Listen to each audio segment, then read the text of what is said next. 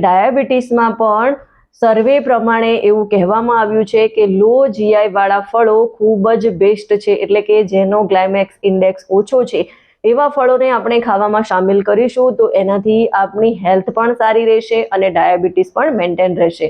તો આજના આ વિડીયોમાં હું તમારી સમક્ષ ડાયાબિટીસના મરીજોએ કેવા પ્રકારના ફળો ખાવા જોઈએ એના વિશે વાત કરવાની છું. તો વિડીયોને એન્ડ સુધી જરૂરથી જોજો અને મારી આ ચેનલને સબસ્ક્રાઇબ કરજો. એ સફરજન ખાવા જોઈએ.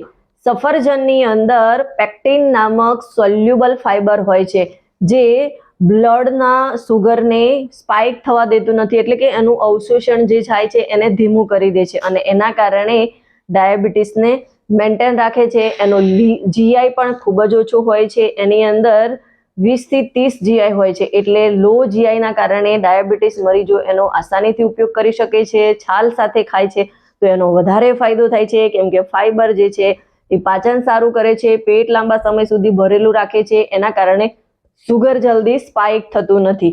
એટલા માટે જે સફરજન છે એનો ડાયાબિટીસ મરીજોએ ઉપયોગ કરવો જોઈએ અને ખાવાના સમય પહેલા એટલે કે ભોજન પહેલા સફરજન એમણે ખાઈ લેવું જોઈએ, એ એમના માટે બેસ્ટ છે.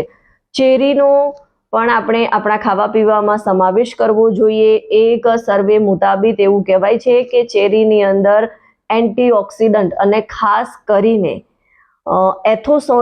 એથોસાયનિન નામનું જે એક વધારે પડતું મતલબ ખાસ પ્રકારનું એન્ટીઓક્સિડન્ટ હોય છે અને સાથે સાથે એની અંદર વિટામિન સી ભરપૂર માત્રામાં હોય છે જે ઇમ્યુનિટી વધારે છે. અને ચેરી જે છે એની અંદર જીઆઈ પણ ખૂબ જ ઓછું હોય છે, એટલે એ બ્લડ સુગરને કંટ્રોલ કરે છે, એને વધારે ઝડપથી વધવા નથી દેતું અને ચેરી ખાવાથી જે સૂજન હોય છે એમાં પણ ઘણો બધો ફરક પડે છે.